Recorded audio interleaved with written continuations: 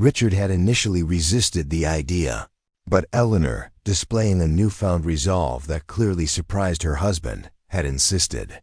We gathered in the Prestons' formal dining room, the heavy mahogany table that had been the site of so many tense Thanksgiving dinners now serving as the foundation for something new, honest communication. Patricia had declined to attend, sending a text message that simply read, "Not interested in watching the family business get dismantled." Her absence was perhaps for the best. Her combative presence would have made an already difficult conversation even more challenging. Richard sat at the head of the table as always, but there was a different quality to his posture, less imperious, more contained. Eleanor sat to his right, her face composed but determined. James and I took chairs across. From her, side by side, a united front. "I've asked Maria to ensure we're not disturbed," Eleanor began, referencing their longtime housekeeper. "This conversation needs to happen without interruptions or distractions." Richard nodded curtly. "Let's get to the point then. Hawthorne is in trouble. We need solutions, not just talk." "That's why we're here, Dad," James said calmly. "To discuss real solutions. But first, we need complete transparency about where things stand." Richard's jaw tightened, but after a glance at Eleanor, he nodded again. "Fine, the numbers are bad. Pre-sales at 30% installed. Construction financing in jeopardy. Initial investors getting nervous, asking questions I don't have good answers for." He took a deep breath. "If something doesn't change in the next 3 weeks, we'll default on the land loan. After that, it's a domino effect." The blunt assessment hung in the air. I had never heard Richard speak so directly about business problems before. Usually, there were layers of obfuscation, of optimistic projections and strategic omissions. "And the company's overall position?" James asked quietly. Richard's face tightened further. "Overextended. Hawthorne was supposed to be the project that balanced the books after 2 underperforming developments last year. Without it." He trailed off, the implication clear. "What about the house?" Eleanor asked, her voice steady. "We need to be clear about that too." Richard looked at her sharply. "The house is not part of this discussion." "It has to be," she insisted gently. "If the company fails, we can't keep up the mortgage payments. Amanda and James need to understand the full picture." At the mention of my name, Richard's gaze shifted to me, a mixture of resentment and reluctant respect in his expression. "Yes. Well, given that Amanda now holds our mortgage, I suppose she has a right to know." "I'm not here as your mortgage holder," I said firmly. "I'm here as James's wife and, like it or not, as part of this family. The decisions made today affect all of us." Richard studied me for a moment, then gave a short nod of acknowledgement. "The house carries significant debt. If Hawthorne fails and the company goes under, we'll almost certainly default within 6 months." The stark admission seemed to physically pain him. Eleanor reached over and placed her hand on his, a gesture of support I had rarely seen between them. "So we have 2 paths forward," James said, laying out a folder of documents on the table. "1. Try to save Hawthorne as originally conceived, which would require significant additional investment with no guarantee of success, given the market conditions." He looked directly at his father. "Or 2. Reimagine the project entirely, with sustainability at its core, which would mean starting over in many ways, but would align with current market demands." Richard frowned. "There's a 3rd option. Sell the land at a loss, cut our losses, try to save the company with other projects." James shook his head.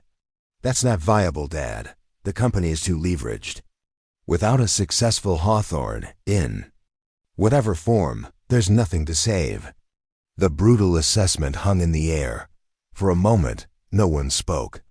Then, to everyone's surprise, Richard's shoulders slumped slightly. "You're right," he said quietly. "I've known it for weeks but couldn't admit it, even to myself." He looked at his son with new eyes, How long have you been seeing what I couldn't see? A while, James admitted. But it wasn't my place to say anything until you were ready to hear it. Richard nodded slowly, processing this. And your alternative proposal? This green building concept? You're certain there's a market for it? In response, James opened his laptop and began a presentation he had prepared. For the next 30 minutes, he walked his father through market research, case studies, projected returns, and competitive analysis, all demonstrating the growing demand for luxury properties with genuine sustainability features. It was comprehensive, persuasive, and delivered with quiet confidence. As James concluded, Richard leaned back in his chair, a complexity of emotions playing across his face, pride in his son's thoroughness, battling with the pain of acknowledging his own misjudgment. This would mean a complete redesign, he said finally. New architects, new contractors, new marketing. Starting over in many ways. Yes, James agreed. But with the benefit of your experience and connections, combined with my expertise in this specific market. A true partnership, Richard mused, the concept clearly still foreign to him. A true partnership, James confirmed. Equal decision-making authority, transparent finances, shared risk and shared reward. Richard looked at Eleanor, who nodded encouragingly. Then he turned to me. And what's your role in all this, Amanda? Financial backer? I shook my head. This is between you and James. I'll support whatever decision James makes, but my investments remain separate. Richard seemed surprised by this. Even though you have the resources to essentially guarantee the project's success. Especially because of that, I replied. This needs to be about the two of you finding a new way to work together, not about me solving problems with money. That would just create a different kind of dependency. Richard studied me with new respect. You're wiser than I gave you credit for. Yes, Eleanor agreed, with the ghost of a smile. She is. Up next, you've got 2 more standout stories right on your screen. If this one hit the mark, you won't want to pass these up. Just click and check them out. And don't forget to subscribe and turn on the notification bell so you don't miss any upload from us. Sophia Martinez maneuvered her cleaning cart through the narrow hallway of Naval Station Coronado, the unmistakable scent of industrial-strength disinfectant trailing behind her. The polished brass insignias mounted on the wall reflected her hunched silhouette as she passed. She was 30 minutes early for her shift as always, but the dismissive glances from passing officers made her feel like an intruder in their world. Watch out, guys, the mop queen's on patrol, Lieutenant Commander Wilson remarked to his colleagues as they stepped around her cart. His voice carried just enough for Sophia to hear. A few chuckles rippled through the group as they continued toward the officer's mess. Before we jump back in, tell us where you're tuning in from, and if this story touches you, make sure you're subscribed, because tomorrow I've saved something extra special for you. For 3 years, Sophia had been part of the civilian maintenance staff at the prestigious naval base, home to elite SEAL teams and special operations personnel. Her daily routine consisted of cleaning offices, maintaining common areas, and ensuring the base facilities met the rigorous standards expected of a premier military installation. Her role was strictly supportive and visible but necessary, keeping the environment functional for those who served. It wasn't the path she'd envisioned for herself growing up in the rural outskirts of Flagstaff, Arizona. As a child, Sophia had been raised on her grandfather's remote ranch, where long-distance shooting was less a hobby and more a way of life. Old Man Martinez, as everyone called him, had been a legendary Marine Corps sniper during Vietnam, credited with some of the most difficult confirmed kills in military history. Under his patient tutelage, Sophia had developed extraordinary marksmanship skills. By the age of 12, she could consistently hit targets at distances that amazed even her grandfather's veteran friends. "You've got the eye, Sophie," her grandfather would say. his weathered face crinkling with pride as she landed another perfect shot. Some people train their whole lives and never develop what comes natural to you. Throughout her teenage years, Sophia had planned to follow her grandfather's footsteps into the military. She'd imagined herself as a scout sniper in the Marines, or perhaps joining a specialized branch where her remarkable shooting abilities would be valued.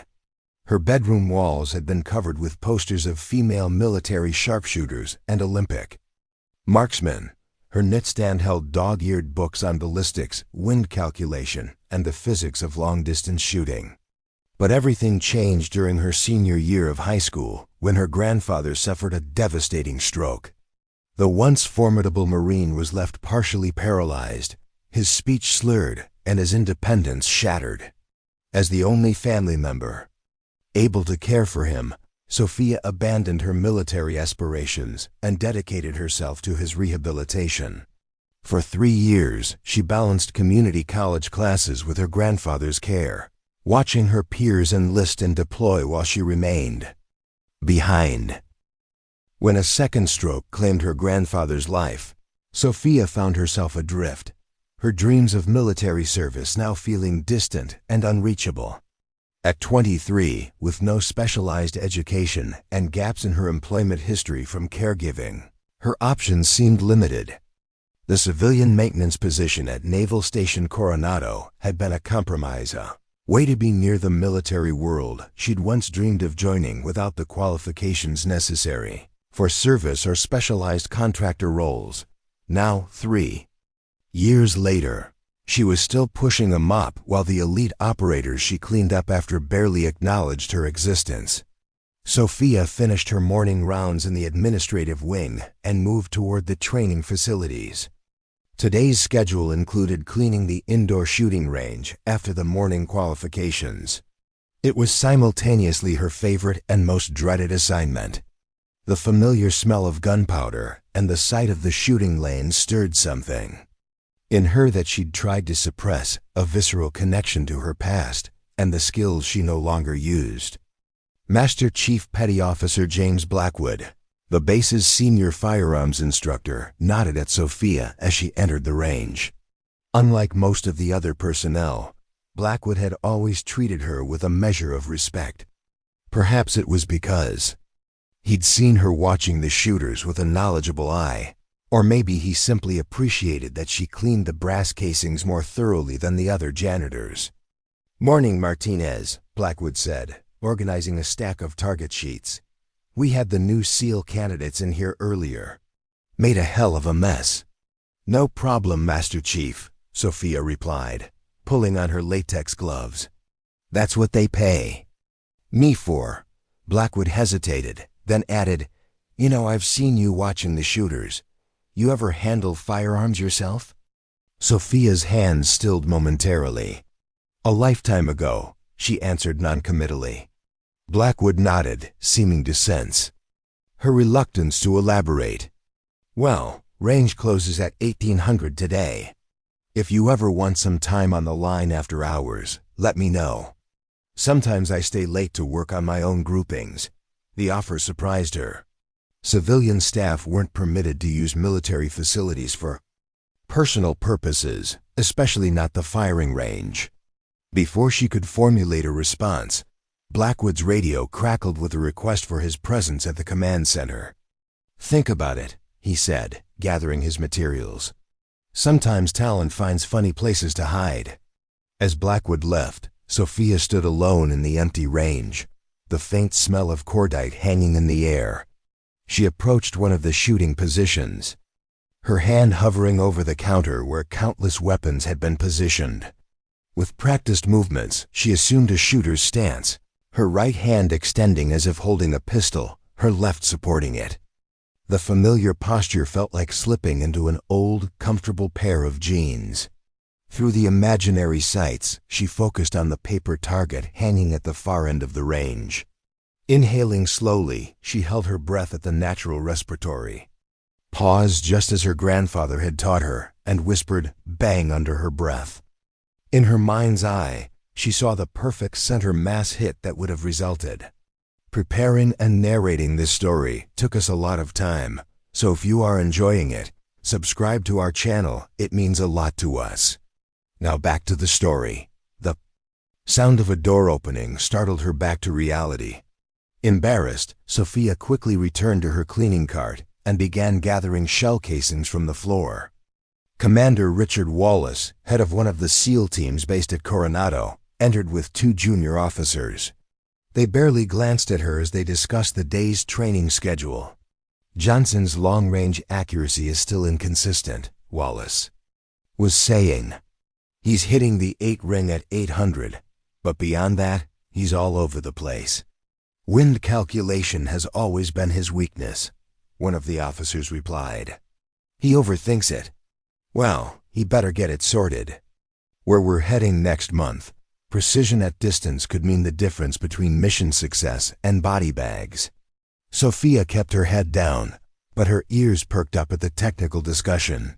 Wind calculation had been her specialty, a skill her grandfather had drilled into her from an early age. He'd taught her to read subtle environmental cues that most shooters missed, the way certain grasses bent, how dust particles moved in the distance, the feel of air currents on exposed skin. The standard formula works for textbook conditions. She thought to herself, but real-world shooting requires adaptive calculations. She wanted to speak up to share the alternative approach her grandfather had developed that accounted for shifting wind patterns in mountainous terrain. Instead, she silently swept brass into her dustpan, invisible to the men making life-or-death decisions just feet away from her. That evening, after completing her shift, Sophia drove to the small apartment she rented in Imperial Beach, about 15 minutes from the base. The modest 1-bedroom unit was sparsely furnished but meticulously clean, an occupational habit that had spilled into her personal life. On her dining table sat her most prized possession, a custom-built Remington 700 rifle that had belonged to her grandfather. Though she hadn't fired it in years, Sophia maintained the weapon with religious devotion. Every Sunday evening, she would disassemble, clean, and reassemble the rifle, her fingers remembering the precise movements like a pianist recalling a favorite sonata. The ritual connected her to her grandfather and to the person she'd once expected to become. Beside the rifle lay a leather-bound journal filled with ballistic calculations, trajectory tables, and detailed notes from her shooting sessions with her grandfather. The pages were yellowed now, the ink fading in places, but the meticulous records remained a testament to her once promising talent. Sophia opened the journal to a random page, her eyes scanning entries from when she was 16. 1,000-yard shot. 7 miles per hour crosswind. 82 degrees Fahrenheit. 30. 12 INHG barometric pressure. Adjustment. 3. 2 MOE right windage. Result. 0. 5 inches right of center. Note: compensate for mirage next time. Her grandfather's handwriting appeared in the margin. Excellent adjustment. Sophie, your instincts are outpacing the formulas. Trust what you feel. Closing the journal, Sophia prepared a simple dinner and ate while watching the local news. A segment about an upcoming joint military exercise caught her attention. Naval Station Coronado would be hosting special operations. Teams from 3 allied nations for a 2-week training program, focusing on maritime counterterrorism tactics. "Great," she muttered to herself. "More messes to clean up." Her phone buzzed with a text message from her supervisor. "Martinez, need you to cover Rodriguez's shift tomorrow in addition to yours. Training exercise prep. Time and a half approved." Sophia sighed, texting back her agreement. The extra money would help with the car repairs she'd been postponing, but a double shift meant 16 hours of pushing a mop while being effectively invisible to everyone around her. As she prepared for bed, Blackwood's offer echoed in her mind. Time on the firing range, a chance to reconnect with the skill that had once defined her. Was it worth the risk? Civilian contractors caught using military facilities for personal purposes could lose their jobs instantly. But the pull of the shooting lane, The promise of feeling that perfect alignment of body, breath, and target once more was almost irresistible. Maybe someday, she whispered to herself, knowing that someday was the word people used when they were really saying never. The next morning arrived with the harsh buzz of her alarm at 4 a.m. The double shift would require an earlier start to prepare the facilities before the influx of visiting personnel. Sophia, dressed in her navy blue maintenance uniform, pulled her long black hair into a tight bun and drove through the pre-dawn darkness to the base. The guard at the security checkpoint barely looked at her ID badge, waving her through with the same disinterest shown to all maintenance staff.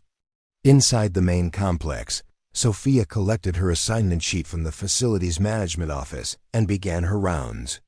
By mid-morning, the base was buzzing with activity.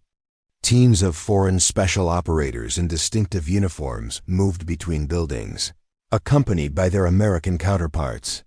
Sophia worked efficiently, trying to remain unobtrusive as she cleaned conference rooms before and after briefings, restocked bathrooms, and emptied trash receptacles. During her lunch break, taken at her cleaning cart in a quiet hallway, she overheard two SEAL officers discussing the upcoming exercise. "The scenario's complex," one was saying. "Terrorist takeover of an oil platform with hostages. Multiple entry points, unknown number of hostiles, and civilian personnel scattered throughout the structure. And we're doing this with the Brits, Aussies, and Koreans all in the mix?" The other asked. "Communication's going to be a nightmare."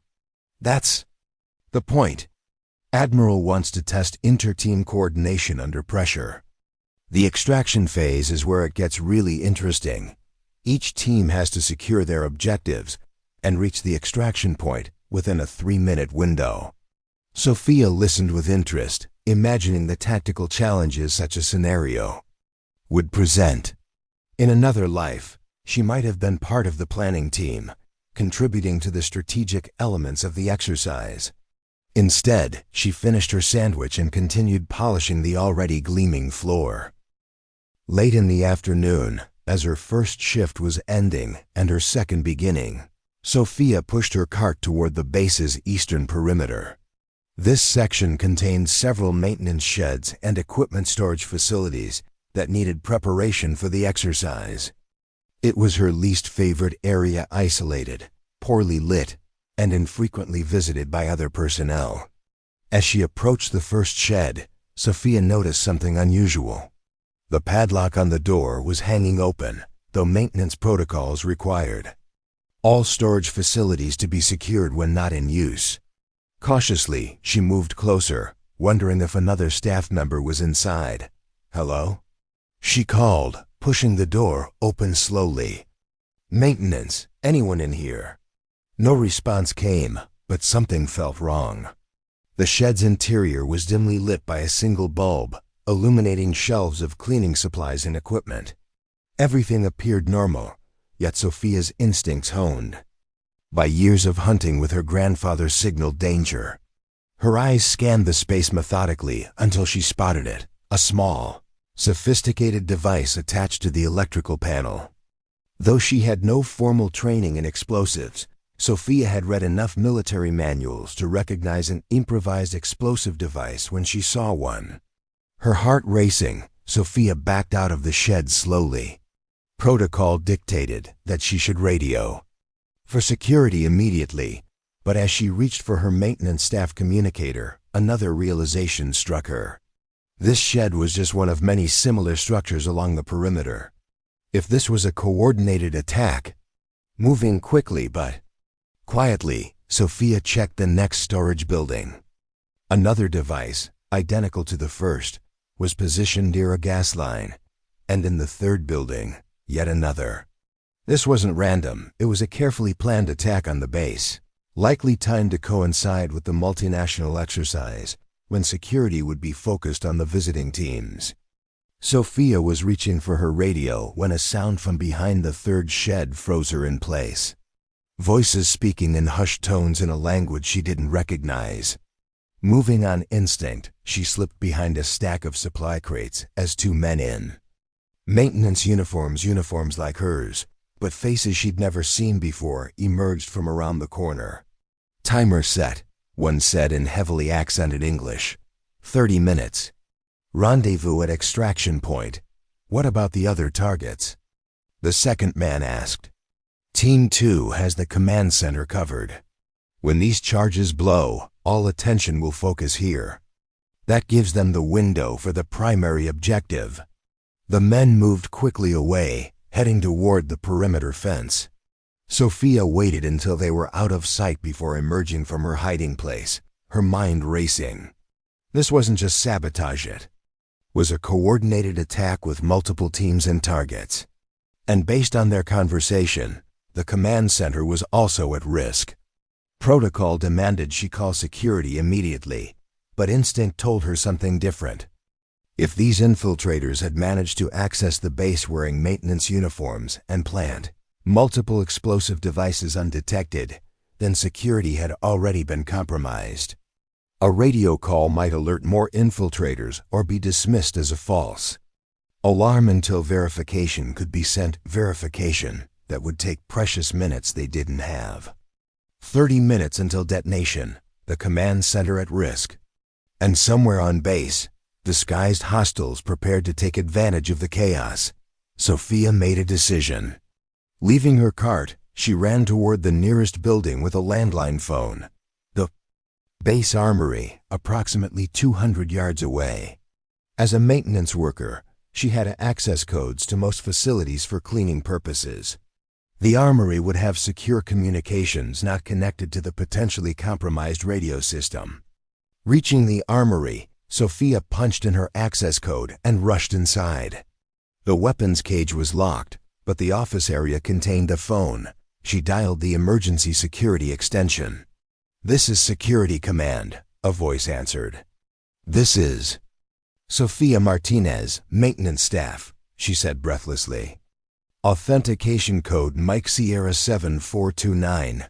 Multiple explosive devices discovered in storage sheds on the eastern perimeter. Infiltrators in maintenance uniforms. Possible threat to command center. Timer set for..." She checked her watch. Approximately 24 minutes from now. There was a pause before the voice responded with sudden urgency. "Understood. Security teams deploying now. Remain where you are, Martinez." Sophia hung up the phone, but something still felt wrong. If the infiltrators had been thorough enough to plant multiple devices and obtain maintenance uniforms, they would have considered the base's security response. Standard procedure would send teams to the discovered explosives first, potentially leaving the command center vulnerable. Through the armory window, Sophia could see security personnel already rushing toward the eastern perimeter. No one appeared to be heading toward the command center on the opposite side of the base. Making another split-second decision, Sophia moved to the locked weapons cage. As part of the maintenance staff, she wasn't authorized to access weapons. But the emergency override code was supposed to work on all secure areas during a base threat.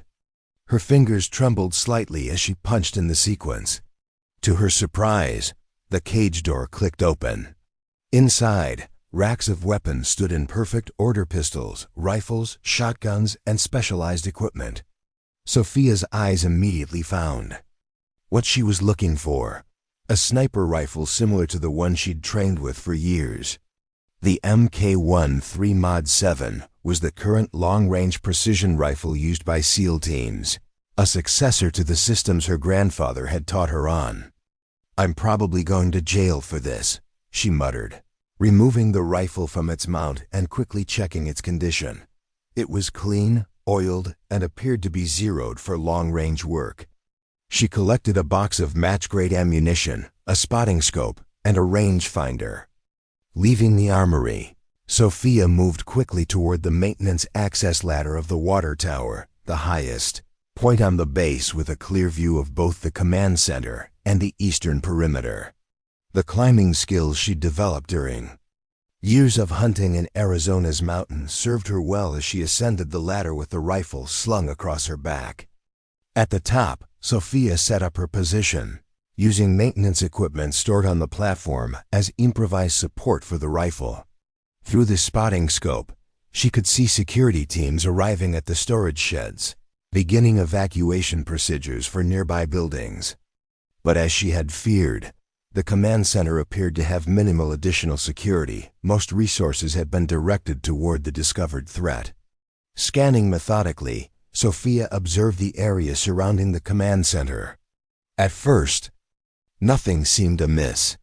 Then, movement caught her eye. Two figures in Navy working uniforms, approaching from different directions, converging on a side entrance rarely used except by maintenance personnel. Something about their movement patterns triggered her hunter's instinct. Unlike the natural walk of military personnel, these individuals moved with a deliberate caution that screamed predator to Sophia's trained eye. As one turned slightly, she caught a glimpse of something beneath his uniform jacket, the distinctive outline of a tactical vest, and what appeared to be an automatic weapon. Sophia's breath caught in her throat. The infiltrators were making their move on the command center, while security was distracted by the explosive devices. Inside that building were the senior officers coordinating the multinational exercise, including visiting commanders from allied nations. A successful attack would be devastating, both in lives lost and diplomatic impact. She had no radio to warn security, no way to alert the command center without exposing her unauthorized position and possession of a weapon. All she had was a rifle, her skills, and approximately 18 minutes before the explosives detonated. Sophia loaded the rifle, nestling the stock against her shoulder in a familiar embrace. The sensation was like reuniting with an old friend, the weight, the balance, the connection between body and machine. She controlled her breathing, slowing her racing heart as she had been taught. Through the scope, she tracked the first infiltrator. As he approached the side entrance of the command center, the distance was approximately 1,100 yards far beyond what most marksmen would attempt, especially without time for proper calculations and adjustments. But Sophia had spent her formative years making impossible shots under her grandfather's tutelage. She analyzed the environmental conditions instinctively. Light crosswind from the ocean, approximately 5 miles per hour. Humidity at about 60%. Temperature around 72 degrees. Slight elevation angle from her position. Each factor filtered through years of training and experience, translating into minute adjustments to her aim. The infiltrator had reached the door and was removing something from his pocket, likely an electronic bypass for the security system.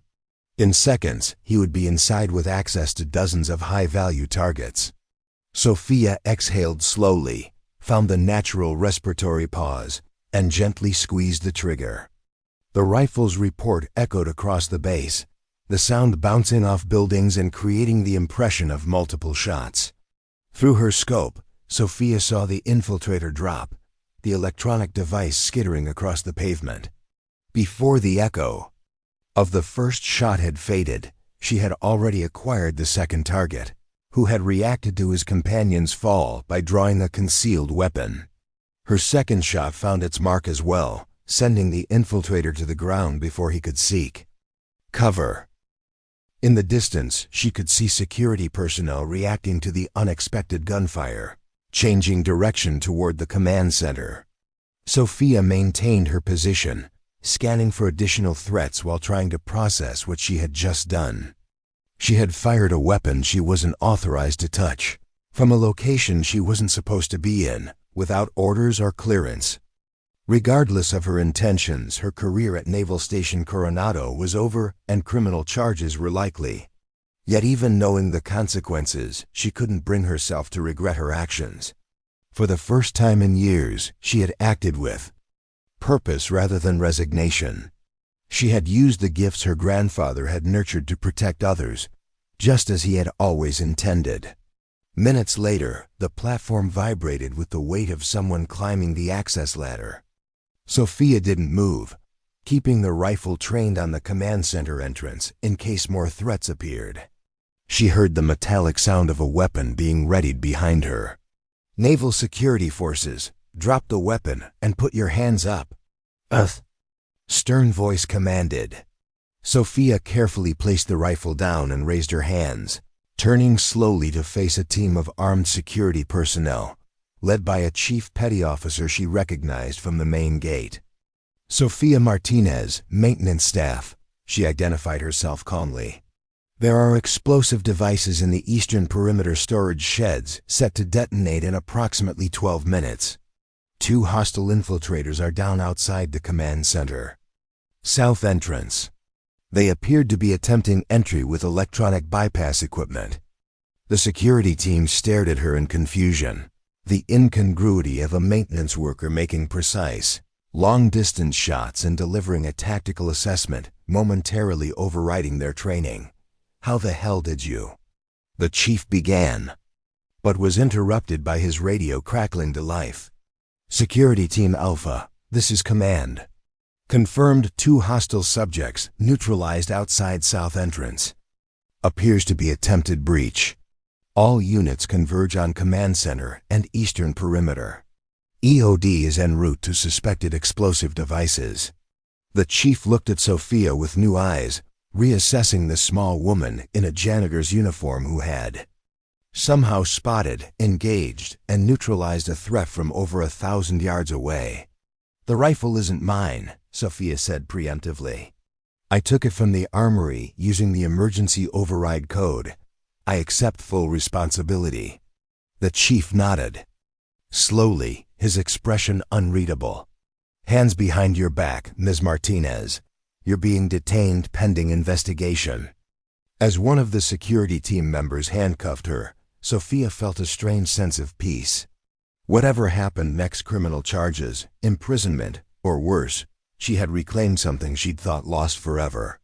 For a few transcendent moments, she had been her grandfather's granddaughter again, using her gifts as they were meant to be used. The security team escorted her down the ladder and across the base to the detention facility. Personnel stopped to stare as she passed, confusion evident on their faces. The maintenance worker they'd ignored for years was now being led away in handcuffs, surrounded by armed guards. In the distance, Sophia heard the controlled detonations as the explosive ordnance disposal team safely neutralized the discovered devices. The primary threat had been eliminated. The command center was secure. And somewhere in the chaos, a new chapter of her life was beginning, one that would transform the base janitor into something no one, including Sophia herself, could have imagined. Sophia sat alone in the small detention room, her maintenance uniform replaced with an orange jumpsuit that marked her as a security risk. The metal chair was cold beneath her, the fluorescent lights overhead casting the same harsh shadows she'd cleaned under for 3 years. 6 hours had passed since security forces had escorted her from the water tower in handcuffs. 6 hours of isolation interrupted only by brief, formal questioning from base security personnel, who seemed more confused than accusatory. The door opened, and a tall man in a crisp naval intelligence uniform entered. Commander Daniel Hayes carried a tablet and a thick folder marked with security classifications. His expression revealed nothing as he took the seat across from Sophia. Ms. Martinez, he began, consulting his tablet. You've created quite the situation here, breaking into a secured armory. Unauthorized possession of a military weapon. Discharging said weapon on a naval installation without orders or authorization. He paused, looking up at her. That's before we even address your presence on a restricted maintenance platform during an active security threat. Sophia met his gaze steadily. Yes, sir. Under normal circumstances, you'd be facing criminal charges and a lengthy prison sentence. Hayes set down the tablet. However, these aren't normal circumstances, are they?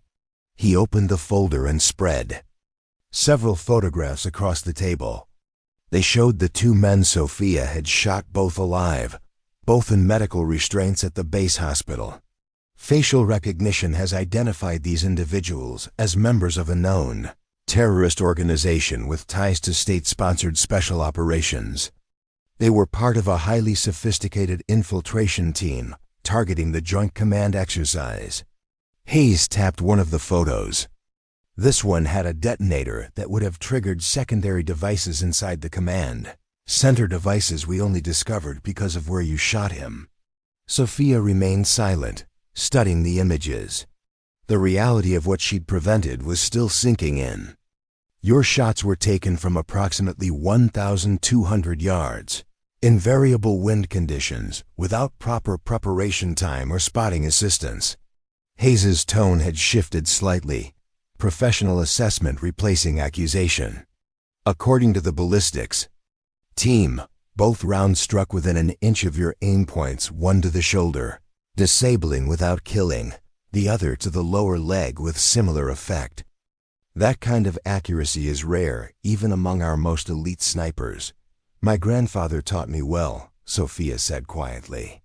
Hayes consulted his notes. Yes, Master Gunnery Sergeant Edward Martinez, Marine Corps, Vietnam era. Distinguished marksman.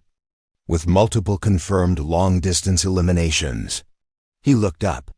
What wasn't in your employment file is that you trained under him from childhood, or that you were considered something of a prodigy. A soft knock interrupted them. The door opened to admit a man whose bearing immediately commanded attention despite his lack of uniform.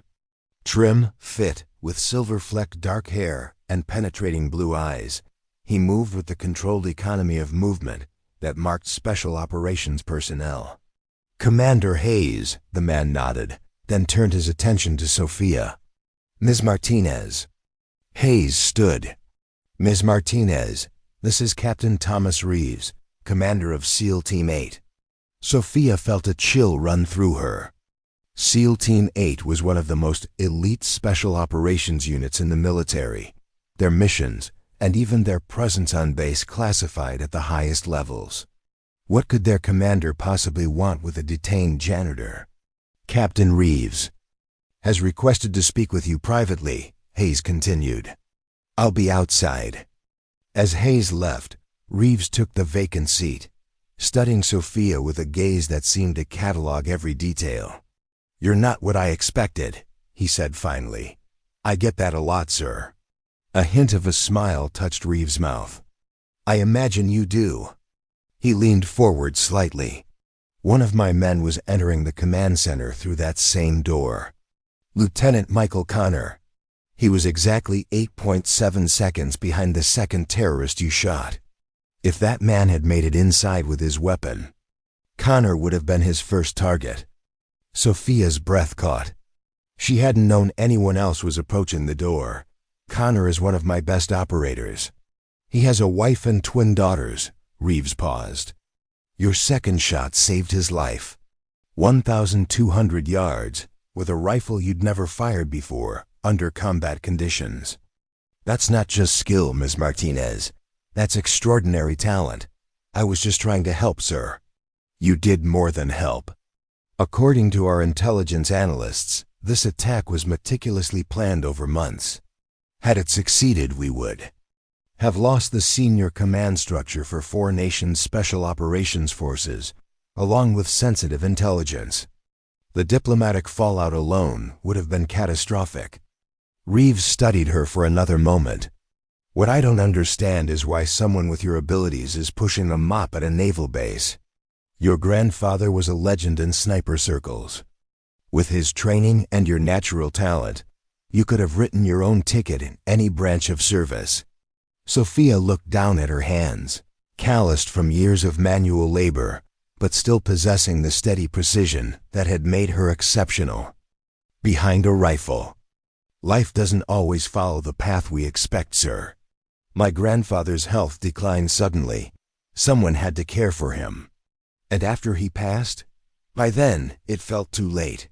I was 23 with no college degree, no military experience. Just some unverifiable shooting skills from backyard training. The maintenance job was available. Reeves nodded thoughtfully. So you traded a rifle for a mop and tried to forget what you were capable of. Until today, Sophia acknowledged quietly. Until today, Reeves echoed. He sat back, seeming to come to a decision. Ms. Martinez, I have a proposition for you, one that requires significant discretion. Before he could continue, the door opened again. A stern-faced woman in a dark suit entered, her badge identifying her as FBI Special Agent Catherine Chun. Behind her came a naval officer wearing the insignia of the Judge Advocate General's Corps. Captain Reeves, Agent Chun said, her tone clipped and professional. We need to take custody of Miss Martinez immediately. The infiltration has been classified as a terrorist incident on federal property, placing it under Bureau jurisdiction.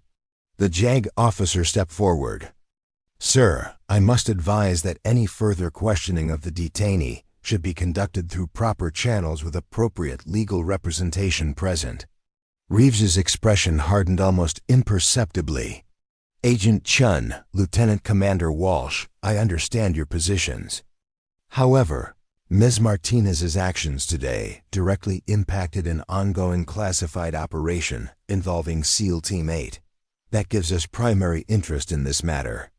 With respect, Captain, Chun replied, civilian involvement in a counter-terrorism response cannot supersede federal jurisdiction. Sophia watched the power struggle unfolding before her with growing unease. She had expected consequences for her actions, criminal charges, imprisonment, but not to become the center of a jurisdictional dispute between Special Operations Command and the FBI. Perhaps, Reeves said smoothly, we should continue this discussion outside, allowing Ms. Martinez some time to consider her situation. The three departed, leaving Sophia alone once more. Through the door, she could hear the muffled sounds of their continued disagreement. Her future was being decided by people who, 24 hours ago, wouldn't have noticed her existence as she emptied their trash bins. Hours passed. Sophia was provided with a meal she barely touched and allowed a brief, supervised bathroom break. Night fell, visible through the small reinforced window near the ceiling of the detention room. Eventually, the door opened again, and Commander Hayes returned. Ms. Martinez, please come with me. Sophia stood, expecting to be transferred to federal custody or a more secure military holding facility. Instead, Hayes led her through a series of corridors to a conference room where Captain Reeves waited alongside a silver-haired man in civilian clothes whose bearing suggested significant authority. Ms. Martinez, Reeves said, this is Director James Keller, Naval Special Warfare Development Group. Sophia's eyes widened slightly. Even as a civilian, she recognized the significance of the organization, the secretive unit responsible for developing new tactics, techniques, and equipment for Naval Special Operations Forces. Please, sit down, Director Keller said, gesturing to a chair. His voice carried the gravitas of someone accustomed to making decisions with far-reaching consequences. I've reviewed the security footage of today's incident, along with the ballistics. Report on your shots. Captain Reeves has also shared his assessment of your potential. Keller slid a document across the table. This is a provisional security clearance and non-disclosure agreement. Before we can discuss anything further, I need you to understand that whatever is said in this room remains confidential under penalty of federal law. Sophia glanced at the document, then at Reeves, who gave a slight nod. She signed where indicated. Her hand steady despite the surreal circumstances. Ms. Martinez, Keller began once the document was signed. What do you know about the Scout Sniper Instructor School?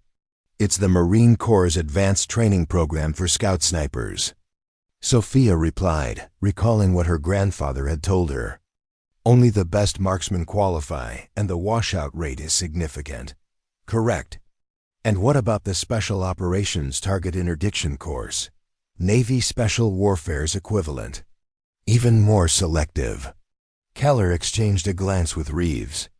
Ms. Martinez, the Naval Special Warfare Development Group has been piloting a classified program for the past 18 months. The Advanced Precision Engagement Initiative addresses a critical capability gap in special operations, the need for dedicated long-range precision specialists who can integrate seamlessly with Tier 1 teams. Sophia listened, uncertain where this was heading. Traditional military sniper training produces excellent marksmen, Keller continued, but the qualification standards and tactical integration requirements for special operations are significantly higher. We've been seeking individuals with exceptional natural abilities who can be developed outside conventional channels. Sir, Sophia said carefully, I'm a civilian maintenance worker who broke multiple regulations today. I'm not sure what this has to do with me. Reeves leaned forward. What it has to do with you, Ms. Martinez, is that you just demonstrated the kind of innate ability we've been looking for. 2 precision shots at 1,200 yards, under stress with an unfamiliar weapon, no preparation time, and no spotter. That's not training, that's talent of the highest order. We want to offer you an opportunity, Keller said directly. Instead of criminal charges, we're proposing an alternative. Join the Advanced Precision Engagement Initiative as a civilian specialist. Sophia stared at them, certain she had misheard. You want me to, what exactly? Become part of a specialized unit providing long-range precision support to special operations teams, Reeves explained. You'd undergo intensive training, evaluation, and integration with select personnel. Your background would remain classified, your official status listed as a technical consultant to Naval Special Warfare. But I'm not military, Sophia protested. I've never been through basic training, never served in any capacity beyond pushing a broom around this base. That's precisely why you're valuable, Keller countered. The program is designed to identify and develop exceptional talent regardless of traditional military background. Your grandfather gave you a foundation that most military snipers spend years trying to develop. Today, you prove that foundation is rock solid. Sophia shook her head, struggling to process the proposal. This morning I was cleaning toilets. Now you're suggesting I could work with special operations forces? There has to be more to military service than just being able to shoot well. There is, Reeves acknowledged. Which is why you'd undergo specialized training tailored to your role. Not conventional military training, but the specific skills needed to integrate with special operations teams. The physical, tactical, and psychological components relevant to your function. Keller slid another document forward.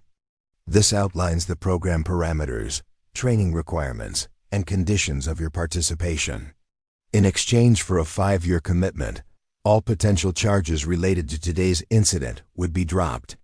You'd receive specialized training, valued in the millions of dollars, compensation commensurate with your unique skills, and the opportunity to serve your country in a capacity few ever experience. Sophia's hand hovered over the document, not quite touching it. And if I refuse? Keller's expression remained neutral. Then jurisdiction reverts to the FBI for prosecution under federal anti-terrorism and security breach statutes. I won't mislead you, Ms. Martinez. The consequences would be severe, regardless of your intentions. The choice wasn't really a choice at all, and everyone in the room knew it. Yet something beyond self-preservation stirred in Sophia as she considered the proposal. For 3 years, she had buried her abilities beneath the mundane routine of maintenance work, trying to forget the dream she'd abandoned. Now that dream was resurfacing in an unexpected form, not the conventional military service she'd once imagined, but something even more demanding and potentially more meaningful. May I have some time to consider this? She asked. 24 hours, Keller replied. Security concerns prevent anything longer. Sophia was escorted back to detention, this time to a more comfortable room with a proper bed and private bathroom. The orange jumpsuit was replaced with basic civilian clothes. Though still confined, the change in her treatment reflected her shifting status from criminal suspect to potential asset. Alone in the room, Sophia sat cross-legged on the bed, her grandfather's voice echoing in her memory. Talent is given for a reason. Sophie, the question isn't whether you have the gift, it's what you choose to do with it. For hours, she weighed her options, though in reality, there was only one viable path forward. By morning, when Commander Hayes returned to escort her back to the conference room, Sophia had made her decision. Keller and Reeves were waiting, along with a new face, a compact, muscular woman in her 40s with short gray hair and the weathered features of someone who had spent decades in harsh conditions. "Ms. Martinez," Keller said, "this is Master Chief Valerie Dawson, lead instructor for the Advanced Precision Engagement Initiative." Dawson's handshake was firm, her assessment frank as she looked Sophia over. "So you're the janitor who made the impossible shot. We'll see if it was luck or skill soon enough." "It wasn't luck," Sophia replied evenly, meeting the woman's gaze. A hint of approval flickered in Dawson's eyes. "Good answer. Confidence is essential in this line of work. So is humility. Finding the balance is your first challenge." Sophia turned to Keller. "I've considered your offer, Director. I accept the position, with one condition." Reeves raised an eyebrow. "You're not exactly in a position to negotiate, Ms. Martinez." "Maybe not," she acknowledged. "But this isn't about benefits or privileges. It's about purpose." She took a deep breath. "If I'm going to do this to commit my grandfather's legacy and my own future to this program, I need to know that what I'm doing matters. That the skills he gave me are being used to protect others, not just eliminate targets." Keller studied her for a long moment. "Your primary function would be precision engagement at extreme distances, in layman's terms, taking the shots others can't make. But those shots save lives, Ms. Martinez. The operators you'd support, the hostages they rescue, the civilians protected from threats they never even know existed. That's the purpose behind the skill." "Then we have a deal," Sophia said, extending her hand. 48 hours later, Sophia found herself on a military transport aircraft, bound for a classified training facility in the Nevada desert. Her few personal possessions had been collected from her apartment, her lease terminated, and her existence as maintenance worker Sophia Martinez effectively erased from Naval Station Coronado. Beside her sat Master Chief Dawson, reviewing training protocols on a secure tablet. Across the aisle, two other individuals, a former Olympic biathlon competitor and a retired police SWAT sniper, represented the program's other non-traditional recruits. Like Sophia, they had been identified for their exceptional marksmanship abilities outside conventional military channels. "The next 8 weeks will break you down and rebuild you," Dawson said without looking up from her tablet. "Not physically, though, that's part of it, but mentally. Precision engagement at the level we require isn't just about reading wind and calculating trajectories. It's about psychological resilience, decision-making under extreme pressure, and absolute clarity of purpose." "I understand," Sophia replied, though in truth, she had only the vaguest conception of what awaited her. "No, you don't," Dawson said matter-of-factly, "but you will." She finally looked up, her expression softening slightly. "Your grandfather was Edward Martinez, correct? The desert ghost from Vietnam?" Sophia's surprise must have shown on her face. "I did my homework," Dawson explained. "Your grandfather was something of a legend in sniper circles. 3 confirmed kills beyond 1,200 yards with Vietnam-era equipment. Wrote some influential papers on wind calculation techniques that are still taught today. If he trained you from childhood, you have a foundation most snipers spend a decade trying to build." "He always said I had the eye," Sophia said quietly. "The eye is just the beginning," Dawson replied. "What we're going to develop is the mind, the heart, and the soul of a precision specialist. By the time we're done, you'll be capable of more than just hitting targets at extreme distances. You'll understand why each shot matters and carry the weight of that responsibility with the same precision as your aim." The aircraft descended toward a remote airstrip visible only as a slash of concrete in the vast desert expanse.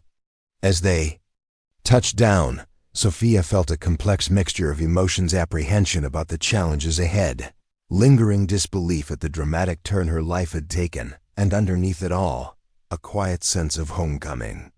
She was returning to the world her grandfather had prepared her for, the path she had reluctantly abandoned years ago. The training facility, known only as Station Echo in official communications, resembled a small military base hidden within a valley surrounded by rugged mountains. Purpose-built for the Advanced Precision Engagement Initiative, it combined state-of-the-art shooting ranges, tactical training areas, advanced simulation systems, and specialized instructional facilities.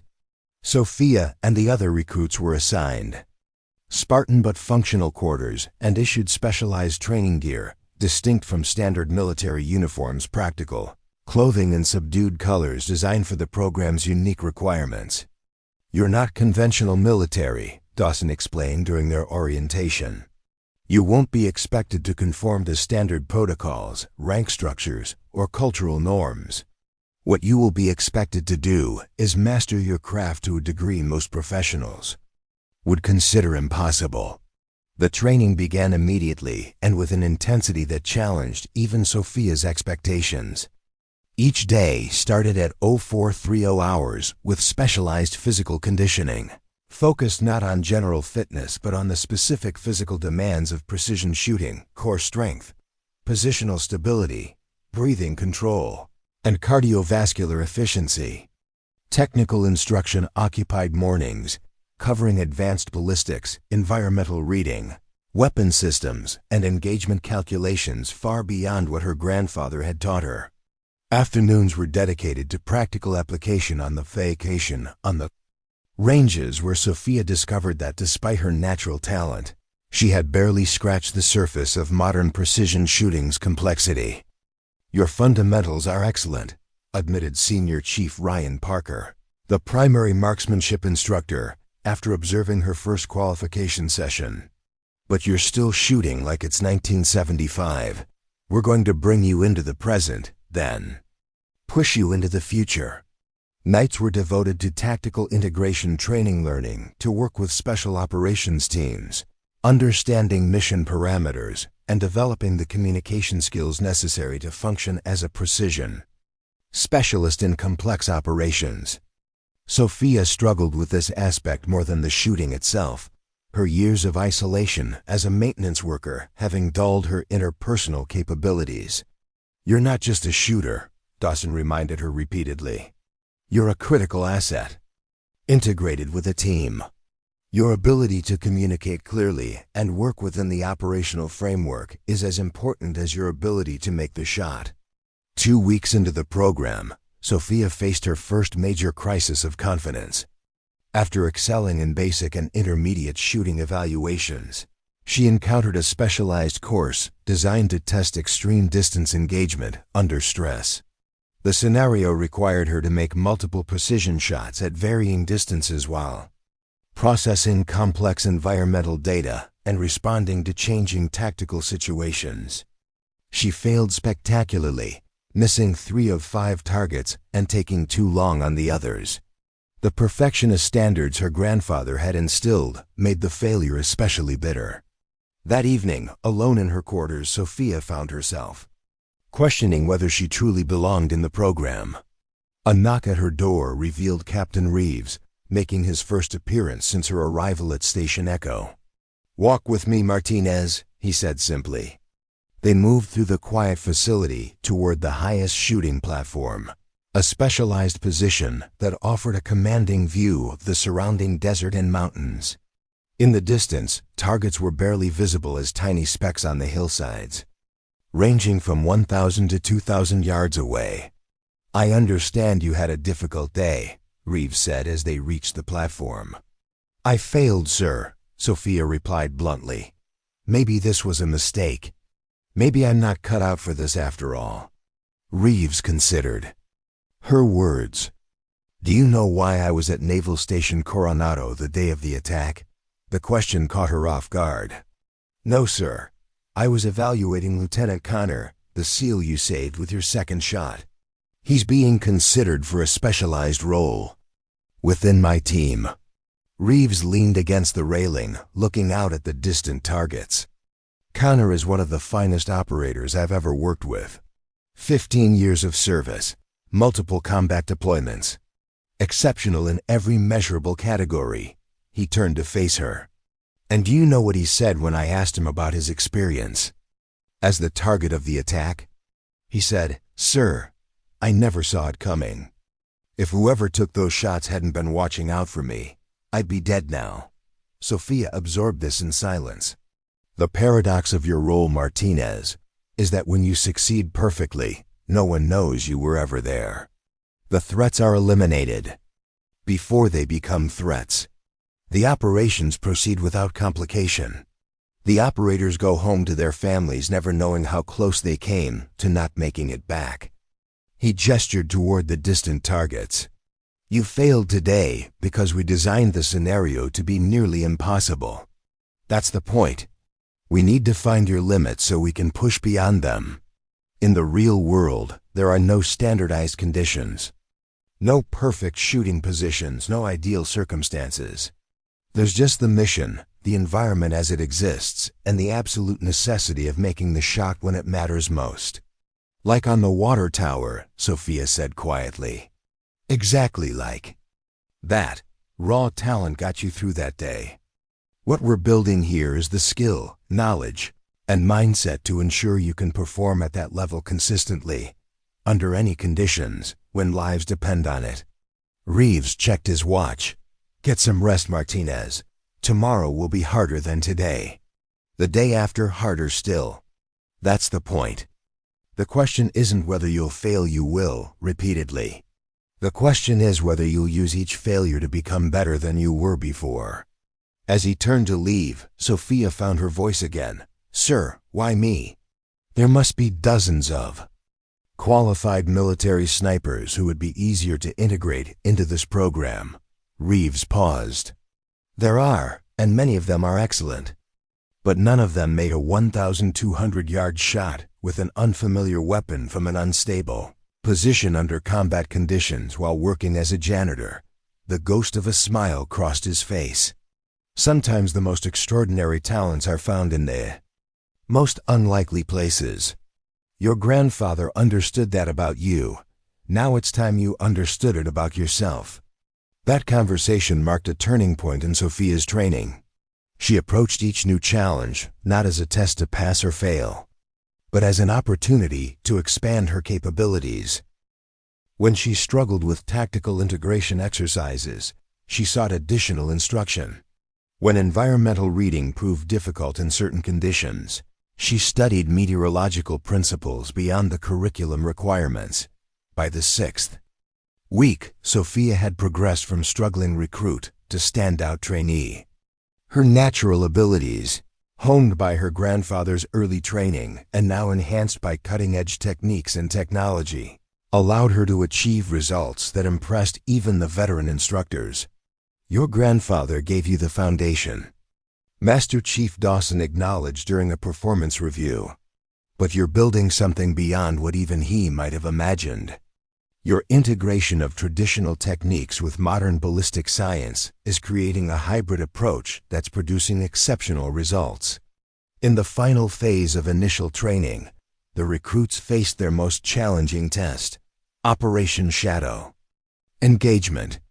The scenario placed them in support of a simulated hostage rescue operation, requiring precision shots under extreme conditions with minimal preparation time and constantly changing tactical parameters. For Sophia, the exercise brought her full circle to the water tower at Naval Station Coronado.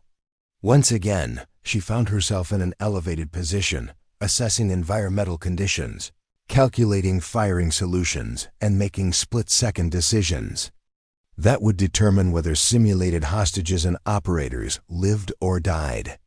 This time, however, she was prepared, not just with superior equipment and advanced training, but with a deeper understanding of her role within the broader mission. She was no longer just a shooter. She was a precision specialist integrated with a special operations team responsible for creating the conditions that allowed others to succeed. When the exercise concluded, Captain Reeves and Director Keller observed the after-action review from the back of the room.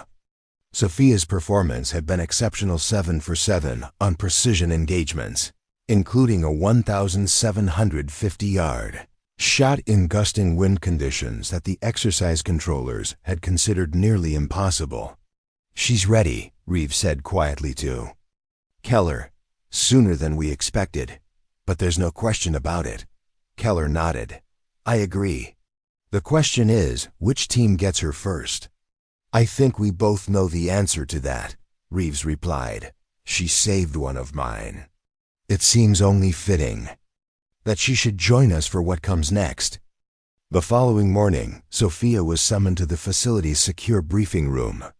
There, she found Captain Reeves, Master Chief Dawson, and several operators she recognized from training exercises but had never formally met. "Martinez, Reeves." Side, "Meet Lieutenant Michael Connor." A tall, athletic man with watchful eyes stepped forward, extending his hand. "So you're the one who made the shot," he said, his voice carrying a trace of Texas accent. "I've been wanting to thank you properly since that day." Sophia shook his hand, feeling a surreal sense of completion. The man whose life she had saved with her second shot from the water tower was now standing before her, no longer a theoretical concept, but a real person with a family and future that might have been erased if she had hesitated that day. "Just did what needed doing, sir," she replied, falling back on the simple phrase her grandfather had often used. Connor smiled. "That's exactly what I said when the captain here pulled my ass out of a bad situation in Kandahar. Sometimes what needs doing is the difference between coming home and not." Reeves cleared his throat. "Martinez, you've completed the initial phase of the Advanced Precision Engagement Initiative with exceptional results. Normally, the next step would be intermediate tactical integration, followed by specialized deployment training. However, circumstances have accelerated the timeline." He activated a display screen showing satellite imagery of a mountainous region. 72 hours ago, one of our intelligence assets in this region went dark after reporting the presence of a high-value target. We've been tracking for 3 years. This individual is responsible for multiple attacks against U.S. and allied forces, including the planning of the Naval Station Coronado operation." Sophia studied the imagery, recognizing the tactical challenges presented by the rugged terrain and extreme distances involved. "We have a limited window to locate and capture this individual before they disappear again," Reeves continued. "The operation requires precision support beyond conventional capabilities due to the terrain, weather conditions, and operational constraints." He looked directly at Sophia.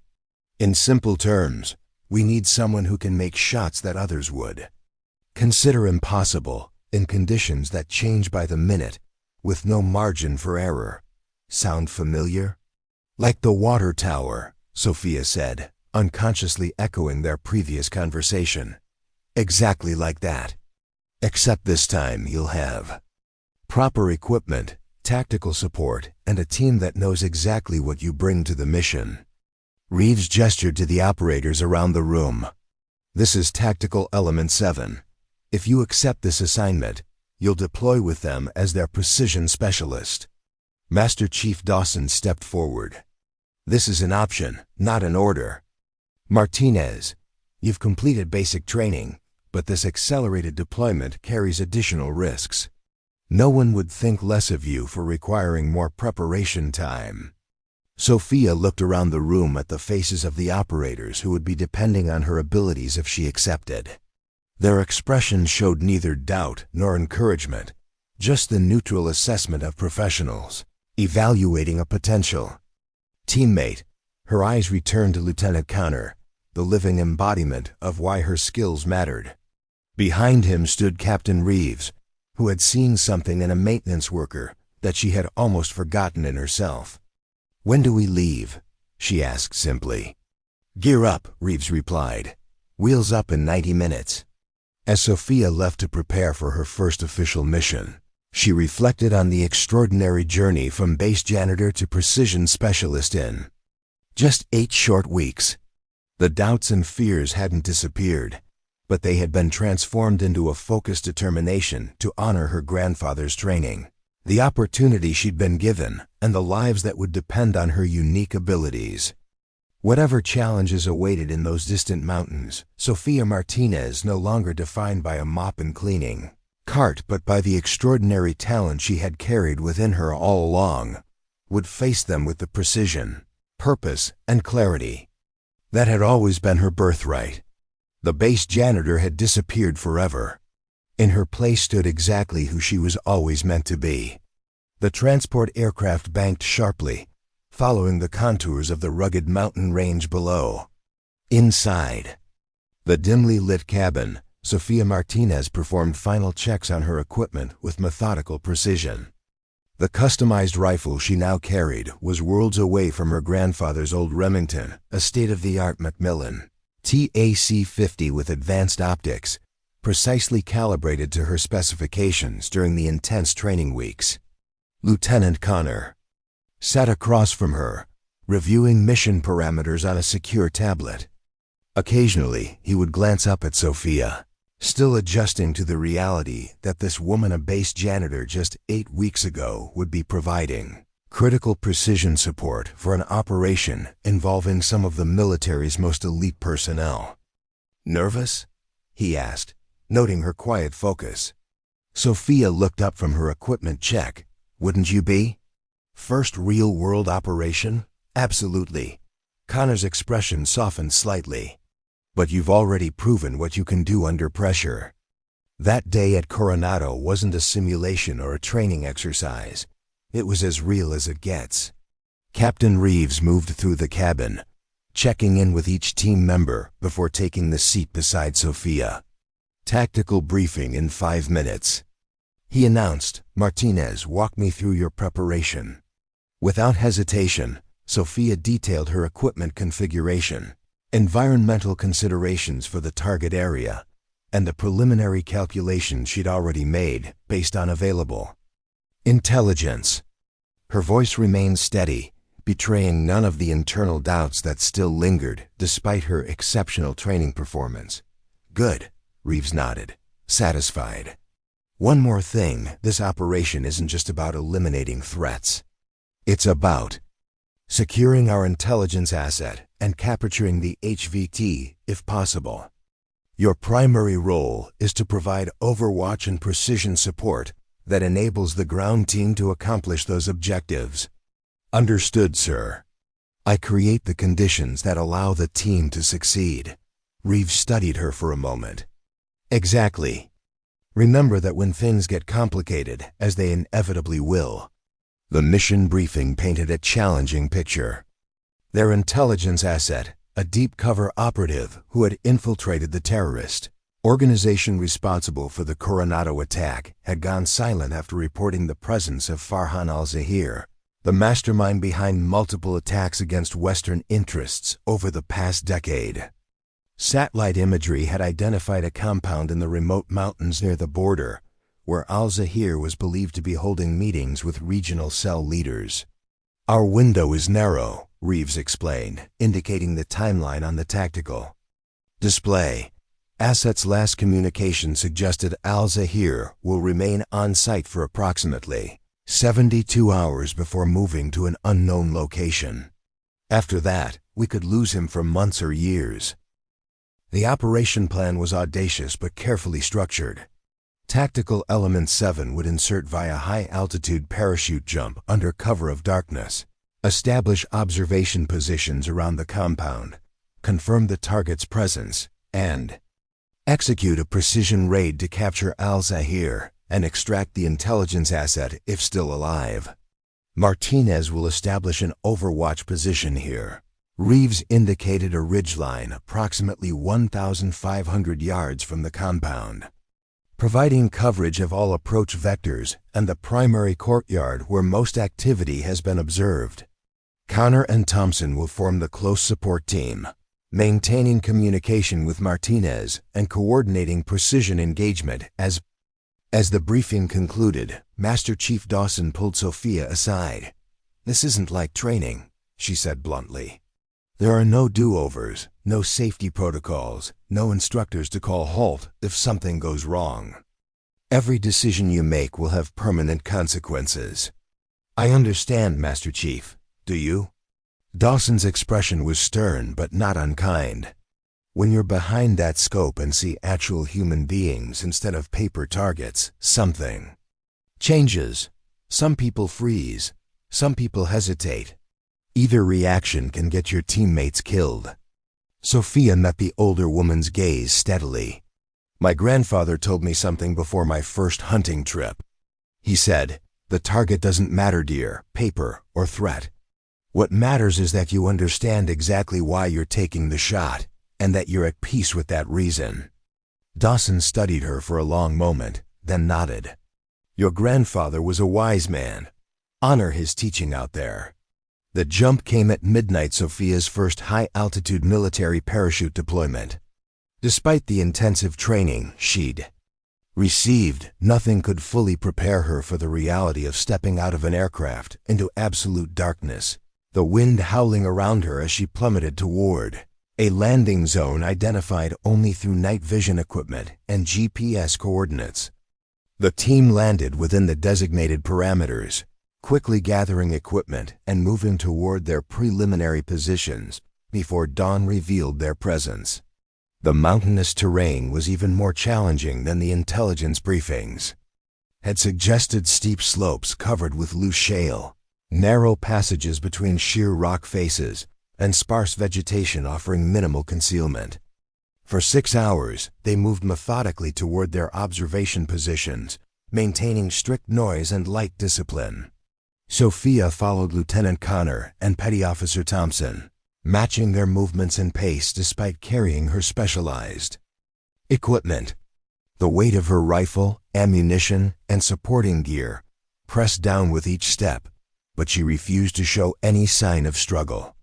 As dawn broke over the mountains, painting the landscape in shades of gold and shadow, the team reached their designated positions. Connor directed Sophia to a natural depression on the ridgeline that offered both concealment and a clear line of sight to the compound below. "Set up here," he instructed. "Thompson and I will establish the communication relay and secondary position 50 meters north. Radio check every 30 minutes. Immediate alert for any significant movement or changes at the target." Sophia nodded, already assessing the environment with the meticulous attention her grandfather had instilled in her. The morning air was crisp and clear, but she could see wisps of cloud forming around the higher peaks. Weather would be a factor within hours. The wind moved in complex patterns through the valley, creating microcurrents that would affect long-range shots. She established her position methodically, first securing the bipod on stable ground, then arranging her ammunition and calculation tools within easy reach, finally setting up the spotting scope to begin detailed observation of the compound. Through the powerful optics, she could see guards patrolling the perimeter, their weapons and movements confirming the intelligence assessment that these were professional fighters, not ordinary militants. "Overwatch to Element 7, she radioed, using her designated call sign. "Compound shows approximately 12 armed personnel visible on perimeter. 2 guard positions on the north and south approaches, 1 roving patrol, consistent with briefing intelligence." "Copy, Overwatch," Connor's voice replied. "Maintain observation and report any HVT indicators or unusual activity." For the next 4 hours, Sophia maintained unwavering focus on the compound, documenting personnel movements, security rotations, and activity patterns. The discipline she had developed through years of long-distance shooting served her well, allowing her to remain perfectly still while maintaining complete situational awareness. Shortly after midday, a convoy of 3 vehicles approached the compound from the eastern access road. Through her scope, Sophia observed the security response: increased alertness, specific positioning of guards, a level of deference that suggested Important arrivals. Overwatch to Element 7, 3-vehicle convoy arriving from the east. Security posture indicates high-value personnel, standing by for visual confirmation. As the vehicles entered the compound's central courtyard, Sophia adjusted her spotting scope for maximum clarity. The first 2 vehicles contained what appeared to be additional security personnel, but the third, a heavily armored SUV, drew her complete attention as its occupants emerged. Overwatch to Element 7. Visual confirmation on primary target. Al-Zahir has arrived, accompanied by 4 security personnel and 2 additional males who appear to be local leadership. Moving toward the main structure now. Copy, Overwatch. Reeves's voice came through the radio. Having monitored the communication from the command position, maintain observation and stand by for Phase 2 initiation. All elements prepare for execution timeline adjustment. The confirmation of Al-Zahir's presence accelerated the operation timeline. The original plan had allowed for up to 24 hours of observation before the raid, but with the target confirmed on site, Reeves made the decision to execute that night, using darkness to maximize the element of surprise. As dusk approached, bringing rapidly changing environmental conditions, Sophia recalculated her firing solutions and prepared for the critical role she would play in the operation. Weather conditions were deteriorating faster than predicted, wind speeds increasing and cloud formations, suggesting possible precipitation within hours. Element 7 to Overwatch, report weather assessment at your position. Connor requested. Wind shifting to northwesterly, approximately 12 to 15 miles per hour with gusts to 20. Sophia replied, her voice calm despite the implications. Cloud ceiling dropping. Visibility will be significantly reduced within 2 hours. Recommend accelerating timeline if possible. There was a pause before Reeves responded. Copy, Overwatch. Timeline adjusted. Phase 2 initiates in 30 minutes. All elements prepare for execution. The raid plan was precise and complex. 2 elements of the team would approach from opposite sides of the compound, using Sophia's Overwatch position to neutralize perimeter security at exactly synchronized moments, creating confusion about the direction of the attack. The primary assault team would then breach the main building to secure Al-Zahir and locate the missing intelligence asset. As darkness settled over the mountains, Sophia activated her night vision equipment and made final adjustments to her optics. The specialized thermal imaging system allowed her to clearly identify human targets, despite the growing darkness, while laser range-finding capability provided exact distance measurements to compensate for the challenging conditions. Overwatch. In position, she reported. I have clear visual on all designated targets, standing by for execution order. Copy, Overwatch, Reeves responded. Operation commences on my mark in 3, 2, 1. Execute. The next 90 seconds were a precisely choreographed sequence that Sophia had rehearsed mentally dozens of times since the briefing. Her first shot neutralized the guard at the northern approach, a non-lethal shot to the shoulder that incapacitated him instantly. 3 seconds later, as the southern guards responded to the sound, her second shot disabled the guard tower position, creating the impression of an attack from multiple directions. Through her scope, Sophia tracked the compound security team as they reacted with predictable confusion, unable to identify the source of the precision fire that seemed to come from everywhere and nowhere simultaneously. The assault teams used this confusion to breach the perimeter, moving with the coordinated efficiency that marked elite special operations units.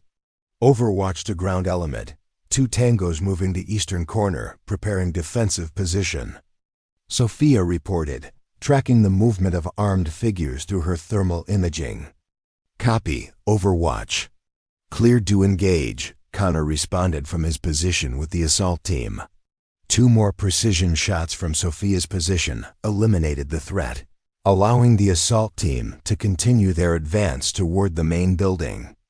The operation was proceeding according to plan, until a new vehicle suddenly approached from the access road, its headlights illuminating the compound and exposing the assault team's position.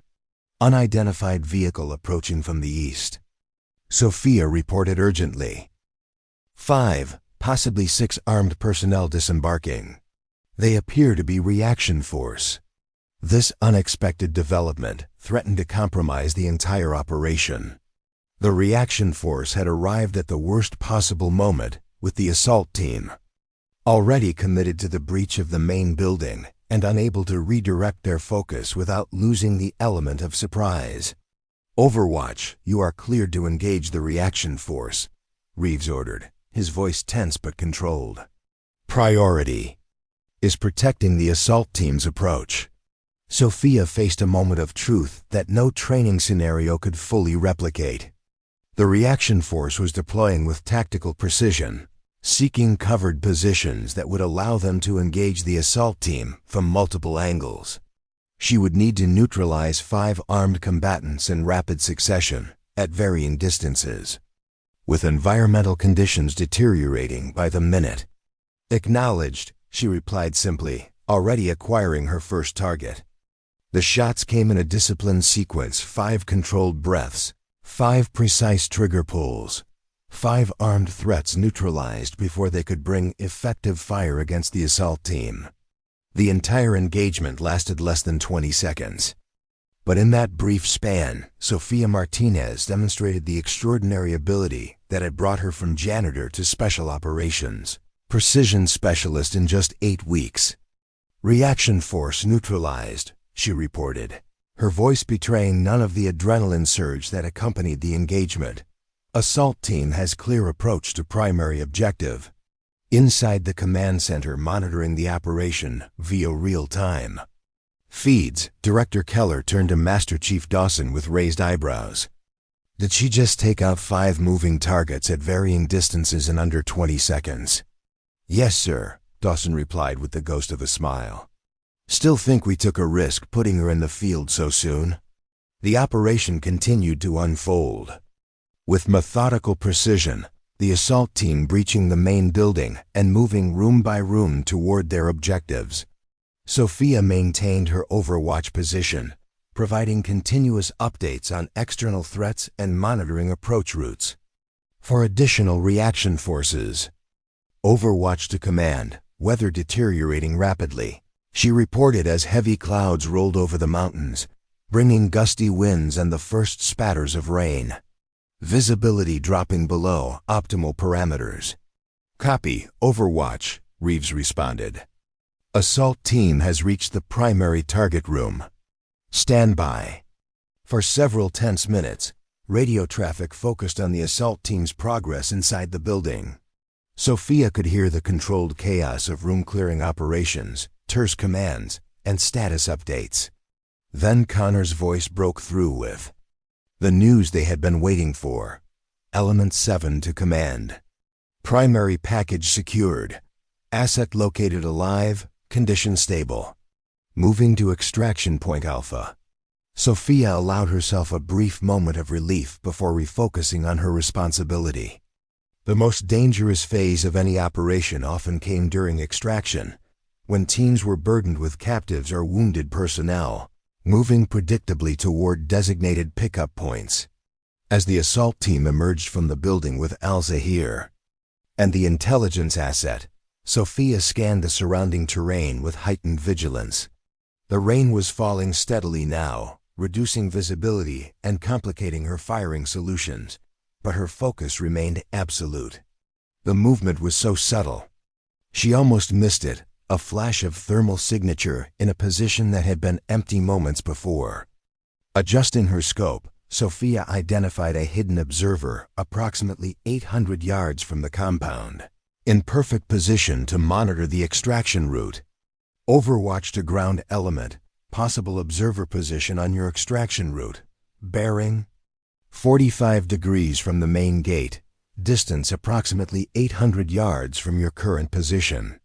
Connor's response was immediate. "Can you confirm hostile intent?" Sophia studied the thermal signature, noting the distinctive outline of a communications device and what appeared to be a weapon. Observer is armed and actively communicating. Assess hostile intent likely. Overwatch, you are cleared to engage, Reeves ordered. The shot was technically simpler than her earlier engagement's closer range. Stationary target, but the deteriorating weather added significant complications. Sophia calculated adjustments for the gusting wind and rain, factoring in the changing density altitude that would affect the bullet's trajectory. When she squeezed the trigger, the result was the same precision that had marked every engagement.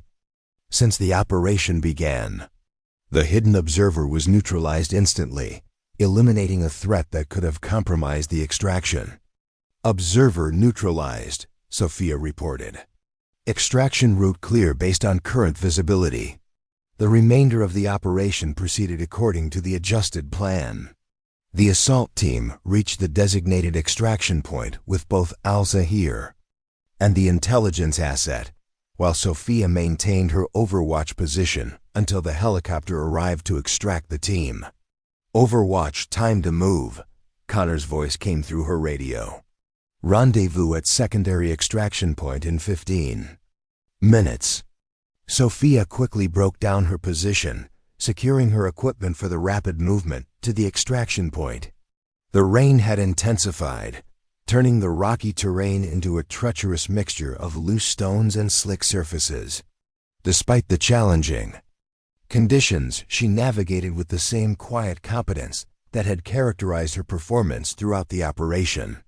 At the extraction point, the team conducted a final security sweep before the distinctive sound of helicopter rotors announced their ride home. As Sophia boarded behind Connor and Thompson, she caught Captain Reeves studying her with an expression that mixed professional assessment with something approaching respect. 7 precision engagements, all successful, in deteriorating conditions. With no preparation time, he noted as they settled into the helicopter. Still think you don't belong here, Martinez? Sophia secured her rifle before responding. I'm where I need to be, sir. The debriefing came 12 hours later, after the team had returned to a forward operating base and completed initial processing of both Al-Zahir and the intelligence asset.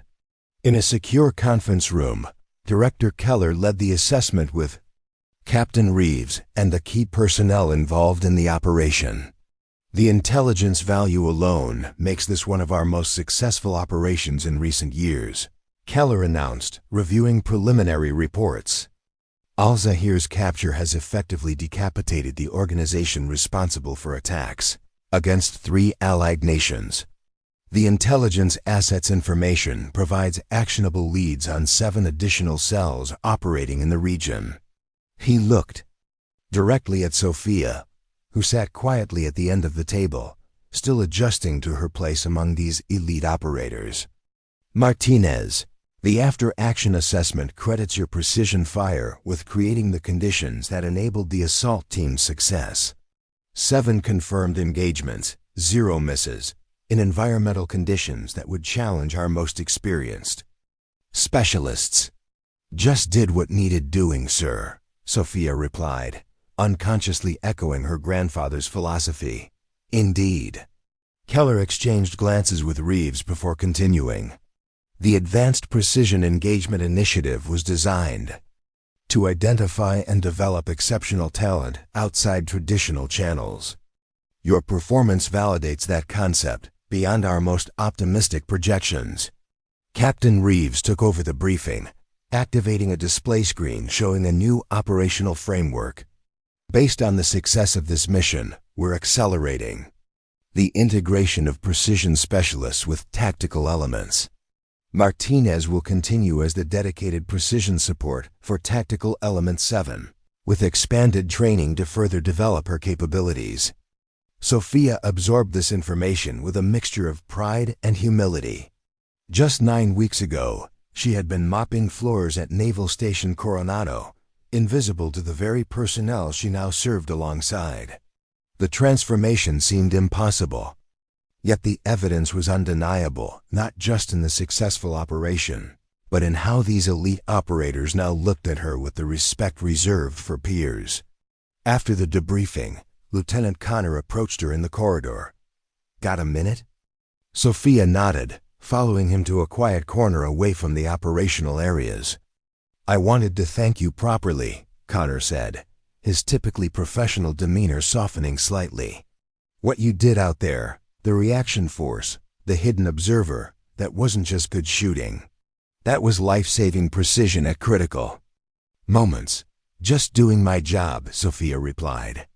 "No," Connor shook his head. "You're doing something much more significant than a job. You're using an extraordinary gift that very few people possess." He hesitated before continuing. "I've worked with a lot of snipers and precision shooters in my career. What you did on that mountain, in those conditions, puts you in a category I've only seen a handful of times." Connor reached into his pocket and removed a small object. Brass bullet casing mounted on a simple base. "This is from your first shot at Coronado, the one that saved my life. I had it recovered and mounted after the incident. Been carrying it as a reminder that sometimes survival comes from unexpected places." He placed it in her hand. "Thought you should have it now, a reminder of where this journey started." Sophia closed her fingers around the casing, feeling the weight of the moment more than the small object itself. "Thank you," she said simply. "No, Martinez, thank you." Connor gave her a respectful nod before turning to rejoin the tactical planning session for their next operation. Alone in the corridor, Sophia examined the mounted casing, turning it slowly in her hands. The small piece of brass represented so much more than a single shot. It was the moment her life had changed direction, the instant when her hidden abilities had emerged from the shadows of her maintenance uniform. "Master." Chief Dawson found her there, still contemplating the casing. "Quite a journey from pushing that cleaning cart, isn't it?" Sophia looked up, a small smile touching her lips. "Sometimes I still expect to wake up and find myself back at Coronado, restocking paper towels in the officer's bathroom. But you don't belong there," Dawson said matter-of-factly. "You never did. Your grandfather saw your true potential. Now everyone else is finally seeing it too." Dawson gestured for Sophia to walk with her through the facility. "You know, the most remarkable thing about your story isn't the shooting skill itself. It's the resilience it took to maintain that ability through years of being underestimated and overlooked. Most people would have let that gift atrophy, buried under resentment or resignation." "I almost did," Sophia admitted. "Before that day on the water tower, I hadn't fired a rifle in almost 3 years. But when the moment came, when lives were at stake, everything was still there, the skill, the composure, the precision. That doesn't happen by accident." Dawson stopped at a window overlooking the base perimeter, the mountains visible in the distance. "Your grandfather didn't just teach you to shoot, Martinez. He taught you to maintain excellence even when no one was watching. That's the true mark of who you are." Sophia contemplated this insight, recognizing its truth. Even during her years as a maintenance worker, she had approached each task with the same disciplined precision she applied to marksmanship, not because anyone would notice or care, but because excellence was its own reward. "What happens now?" she asked. "Now," Dawson replied, "you continue becoming who you were always meant to be. The Advanced Precision Engagement Initiative gives you the framework, but the journey is yours alone." She gestured toward the operations center where the team was already planning their next mission. "Those men and women in there, they've already accepted you as one of their own. Not because of your background or your training, but because when everything was on the line, you delivered with the kind of precision that makes impossible missions possible." 3 days later, Sophia sat in the cargo bay of another transport aircraft, preparing for her second official mission with Tactical Element 7. Around her, Connor, Thompson, and the rest of the team performed their pre-deployment checks with the focused efficiency of experienced operators. Captain Reeves moved through the cabin, briefing team members on updated intelligence. When he reached Sophia, he paused, noting the bullet casing now secured to her equipment harness. "Reminder of where you came from?" he asked. Sophia touched the small brass memento.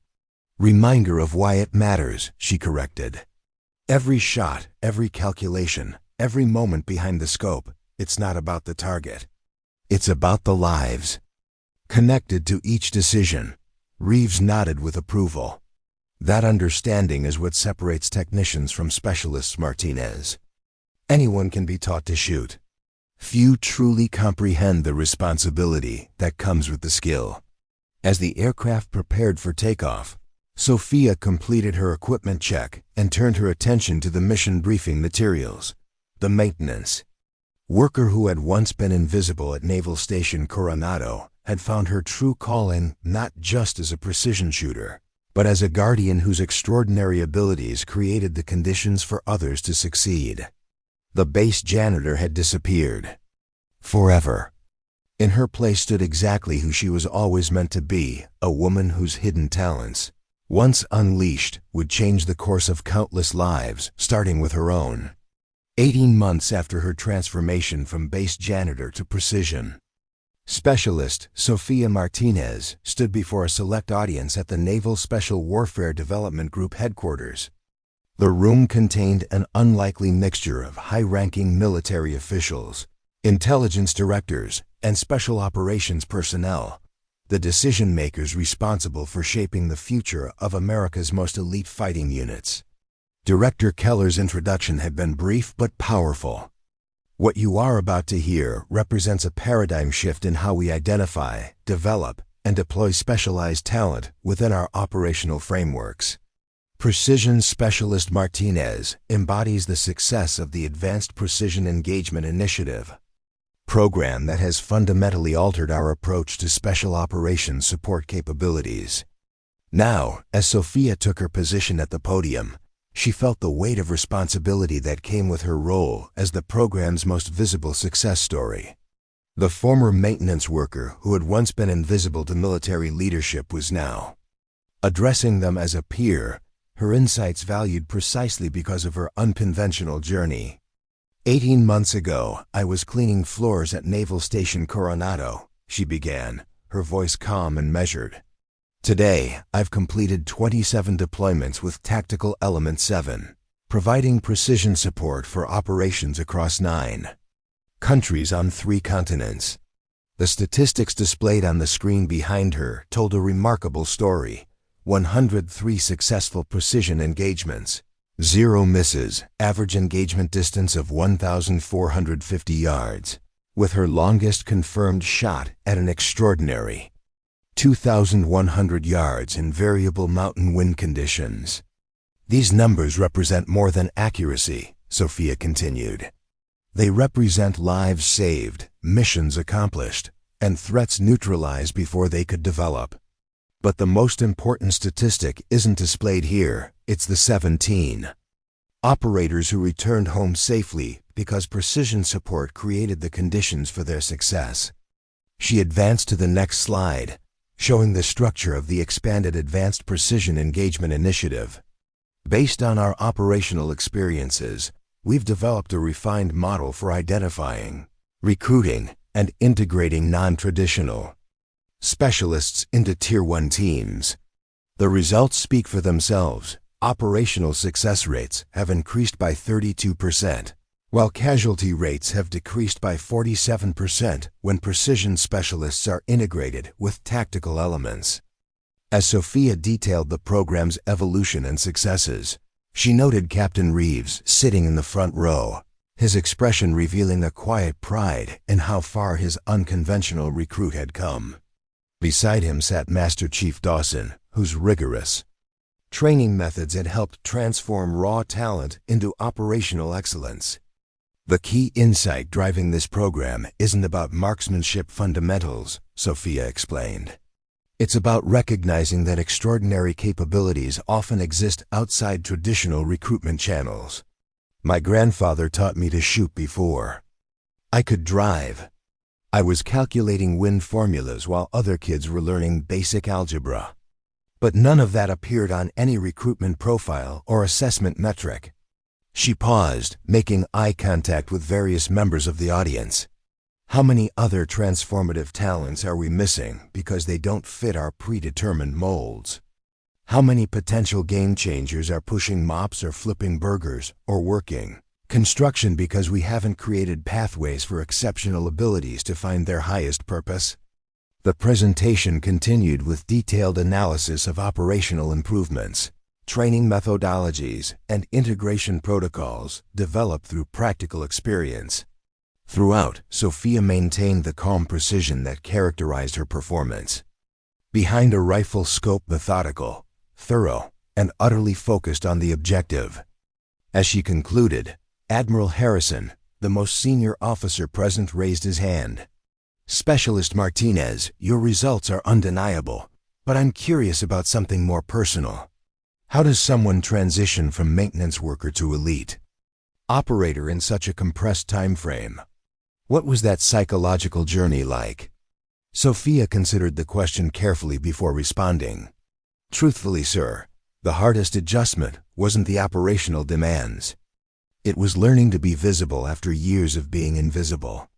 As a janitor, I was background scenery, someone people looked past, not at.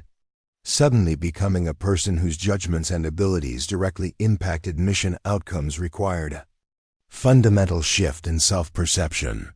She touched the brass casing that still hung from her equipment harness. "My grandfather once told me that true excellence doesn't need an audience. He was right. I maintained my skills during those years not because anyone would notice, but because they mattered to me. That foundation of personal excellence made the transition possible when the opportunity finally came." After the presentation, Sophia found herself surrounded by senior officials eager to discuss the program's expansion potential. The conversations were a stark contrast to her previous military experience. Her insights now actively sought rather than ignored, her expertise recognized rather than overlooked. As the gathering transitioned to a more informal reception, Captain Reeves approached with Lieutenant Connor.